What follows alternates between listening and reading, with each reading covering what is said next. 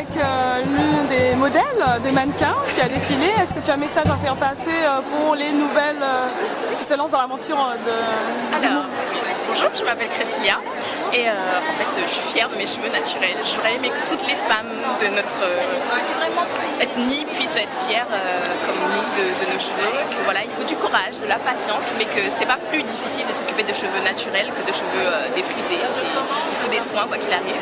Donc voilà, il faut des bons produits, du courage et voilà, aimer nos cheveux. Voilà, merci pour ton message.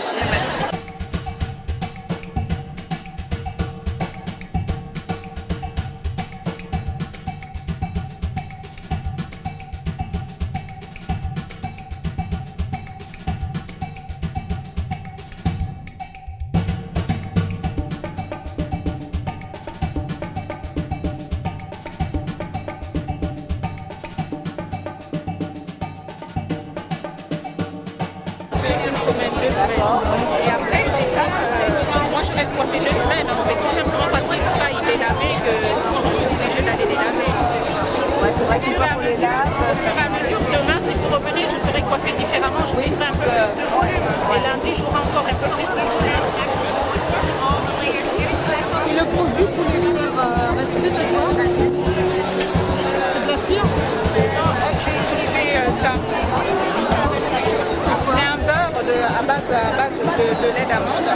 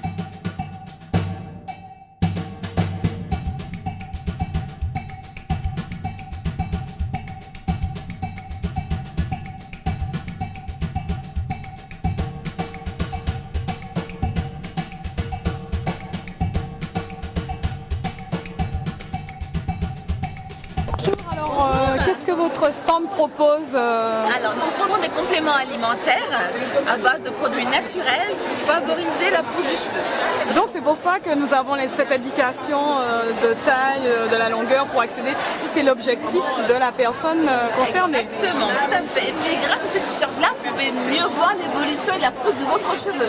Parce que des fois, on a l'impression qu'il ne pousse pas assez, mais quand on les tire, parce que le cheveu afro, il est très volumineux. Donc du coup, c'est quand on les tire, on voit qu'il est long. Vous voyez mes cheveux comme ça? Oui, voilà. Qui sont courts. Mais en fait, si je les étire comme ça. Comme ça, oui. Bah, vous voyez, finalement, ils sont longs. Ah oui, oui, oui, oui. Donc, vous voyez, c'est des choses comme ça. Et les t-shirts, bah, ça permet de mesurer la longueur de ses cheveux. Exact, c'est super. Donc là, je veux effectuer un diagnostic capillaire. Donc, nous attendons le verdict.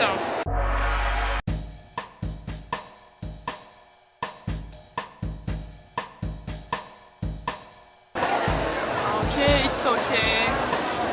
Oh my god.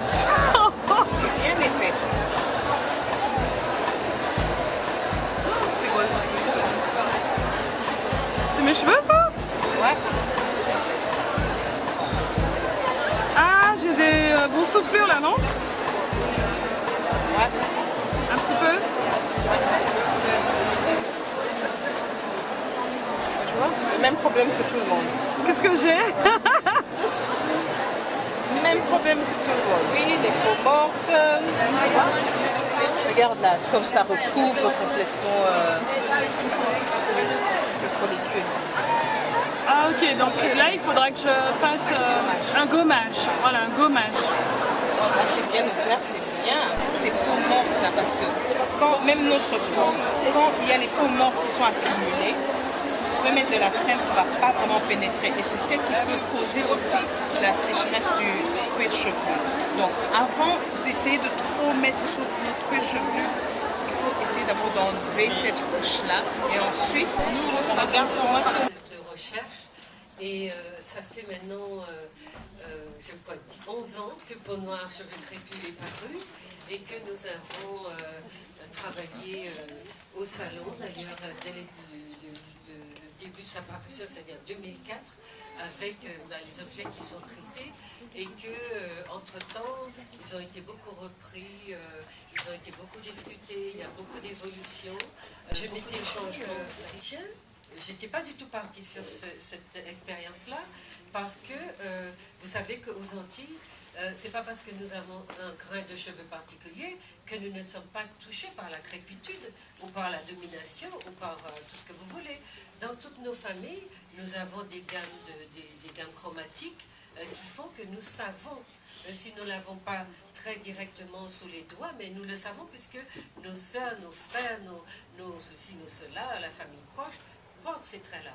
Moi, je suis d'une famille qui fait ça, qui est comme ça. Donc, je n'ai pas vécu la chromatique en termes dans son extériorité. Au contraire, j'étais dedans et peu de gens, avant de m'avoir vu, ont su que je n'avais pas ce qu'on appelait le cheveu crépus-crépus, qui voulaient que, pour que je puisse en parler, que je sois absolument crépus-crépus. Donc, ça a été la première chose qui m'a étonnée, et je me suis posé la question de savoir comment est-ce qu'on regardait finalement les choses. Et j'ai compris qu'on restait très en surface, mais ce qui m'a vraiment le plus frappé, c'était que finalement, notre peuple avait intériorisé, mais d'une manière tellement extraordinaire, profonde, l'idée que son cheveu n'était pas beau et qu'il avait un problème de cheveux, que aucune explication ou aucune de prise de distance par rapport à ça ne le faisait décoller de cette réalité qu'il n'était pas, il avait un cheveu qui n'était pas traitable, qui ne ressemblait pas à celui des autres et avec lequel on ne pouvait rien faire. Et c'est à ce moment-là, alors que j'avais écrit sur l'aliénation, que j'ai compris ce que pouvait signifier vraiment cette forme d'aliénation-là, c'est-à-dire d'avoir subi le préjudice pendant si longtemps de s'entendre dire, de se croire en dehors de l'humanité par la texture de son cheveu, que tous les raisonnements qui pouvaient venir se greffer sur cette problématique vous projetaient à des centaines de kilomètres de vous-même pour vous faire regarder là où il ne fallait pas regarder et regarder de la façon dont il ne fallait pas regarder, parce qu'au fond, c'était un rapport intimiste auquel je nous appelais, c'est-à-dire un rapport qui consistait donc à nous aider à parler de nous-mêmes en regardant ce que nous étions, peu importe d'ailleurs le degré de frisure ou de pas frisure. Moi, à la Martinique, quand on parle des races, je dis que nous sommes un peuple plural, c'est vrai, mais il y a deux dimensions dans notre problématique. Où nous faisons partie des dominés, où nous faisons partie des dominants. Et pour sortir de toute cette mixité, entre guillemets, dont on nous rebat les oreilles, qui nous ferait croire que nous sommes advenus une entité qui est tellement métisse et composite qu'elle est incapable de déterminer des intérêts groupaux, j'ai essayé donc de délimiter ces intérêts à travers deux vision qui restitue la vision de classe, c'est-à-dire la vision des inégalités de conditions sociales qui font qu'il y a des gens qui sont favorisés et d'autres qui le sont moins. Et cela nous sort du trouble dans lequel nous a jeté cette fameuse idéologie du métissage qui nous divise et nous fait croire, justement, quand on a un grain de cheveux, comme on le dit, un petit peu plus lisse, on se croit élu des dieux, et quand on a une petite peau un peu plus claire, comme le dit aussi les croyances populaires, eh ben on se croit à la peau sauvée, échapper ceci, échapper cela, et on est toujours en porte-à-faux avec son groupe, et on est dans l'incapacité de constituer un groupe d'opinion qui va défendre des intérêts communs et qui va prendre des positions communes. Et c'est vraiment en cela que réside la différence. C'est pour ça que moi, quand on m'avait renvoyé à la texture de mon cheveu, j'étais tombée de très haut parce que moi, je suis sociologue et je construis du collectif. Je ne construis pas des individus. Individuellement, l'humanité est métisse. Les Blancs sont des métis. Les Chinois sont des métis. Tout ce que vous voulez. Seulement pour construire leur réalité, ils ne se sont pas donné cela comme base. Le sang, la chair et la couleur de peau. Ils se sont donné d'autres critères de définition qui vont véritablement à la conquête de leur véritable humanité. Où je suis tellement déterminée intérieurement, intrinsèquement, que je peux être dans un environnement noyé dans le lys et oser porter le crépus, sans être dérangée, ni sans me sentir isolée, etc. Vous voyez, ça demande d'aller chercher plus profond en soi. Et pour moi, ce à quoi il faut faire attention, et d'ailleurs c'est la question que énormément de journalistes m'ont posée sur une dizaine d'années à peu près, parce que le thème est revenu sans arrêt, donc tous les magazines People, etc.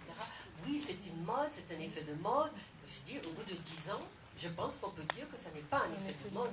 Et on avait misé sur l'idée que il y a quelques femmes qui le faisaient et que ça permettrait, ça donnerait envie aux autres de le faire et qu'on ne pouvait pas mesurer la dimension sociologique véritable du phénomène. Quand on porte les cheveux crépus, souvent les gens pensent qu'on veut revendiquer quelque chose. Moi je sais que je suis dans un milieu où je suis la seule noire, la seule de ma profession. Et en venant avec le crépus, ce que les gens m'ont dit, même ma supérieure, en me disant « mais tu veux revendiquer quelque chose ?» Alors que je disais non, je ne veux rien revendiquer, je suis comme ça, c'est comme ça. Et c'est vrai que du coup, eux pensent que c'est un mouvement de revendication et que c'est pas quelque chose qui est naturel et que c'est plutôt... et que voilà, et qu'on s'accepte comme on est, quoi. Eh bien, on interroge, et vous qui croyez que c'était naturel d'avoir les cheveux naturels, du coup, on vous dit, mais non, c'était naturel d'avoir les cheveux défrisés. Et là vous étiez dans une autre configuration. Très vite, justement, elles peuvent prendre une dimension identitaire parce que la lecture qu'on va en proposer va être, de toute façon, défriser, c'est vouloir ressembler ou c'est imiter, et ne pas défriser, c'est porter, être justement en train de porter son sac de revendication sur sa tête ou sur son dos. Donc, le cheveu